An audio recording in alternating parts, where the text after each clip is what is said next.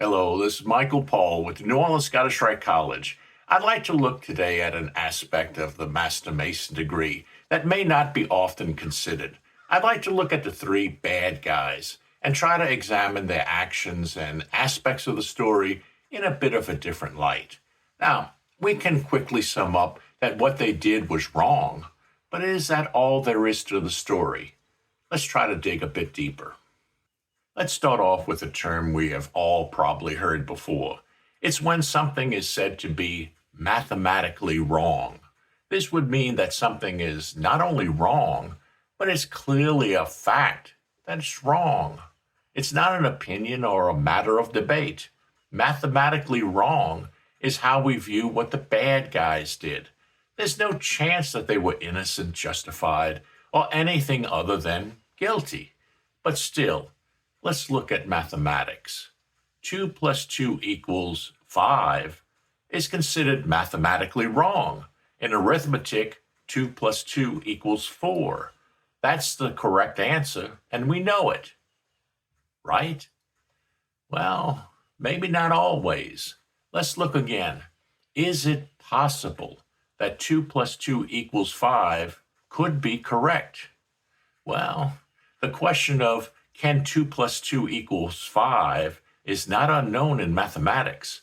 Without qualifying the statement with something like in our numbering system or in standard arithmetic, most mathematicians will not eliminate the possibility of the isolated statement 2 plus 2 equals 5 as being correct, even if only in rare circumstances. But wouldn't it be at least deceptive to try and advance the idea in our society that 2 plus 2 equals 5 when most everyone is working in the standard understanding of arithmetic? Seems so, but salesmen and politicians are often deceptive in what they say. Regardless, is it possible to make a reasonable argument that under certain circumstances, 2 plus 2 equals 5? Well, I guess it depends on if we have no care or concern of how others understand something. Reality can sometimes become what we alone believe. So, what is the reality of the moral of the Haramic legend? Three workers wanted a job promotion. They demanded that one of the bosses give them what was needed for that promotion. He refused, and they killed him. The consequences for their actions would seem clear. They murdered someone, and they were punished for it. They were executed. But what was their thought process for what they did? Were they mindless animals, or did they operate in some alternative reality?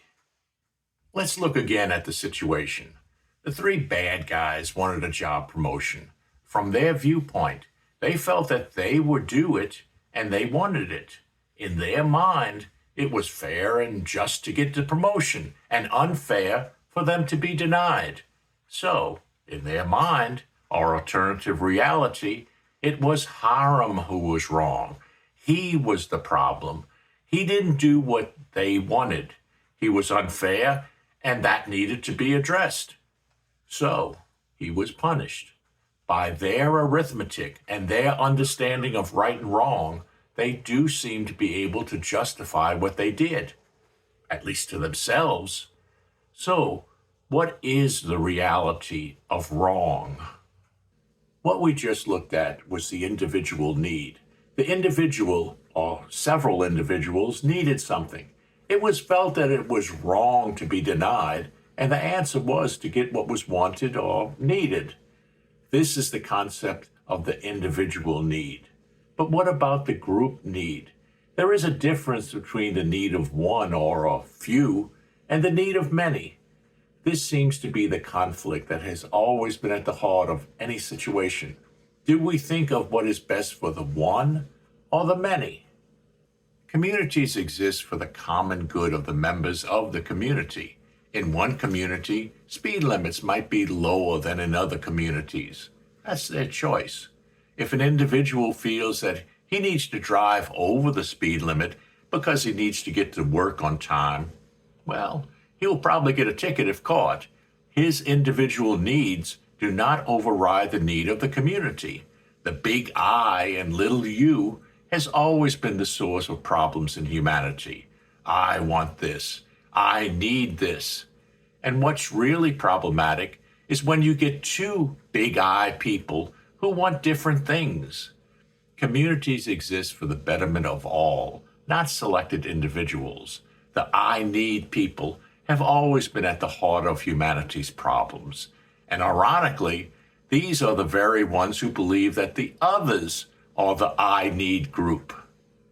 In the earliest degrees of Freemasonry, we are taught to help others, to be charitable, to give to those in need, however and whenever possible. We are also taught that the three bad guys did not come from the outside to do harm to the whole of Freemasonry. We were hurt from our own, who did not understand our teachings. There is a profound lesson and message here. What if Hiram had lived? What if Hiram had given in to the threats?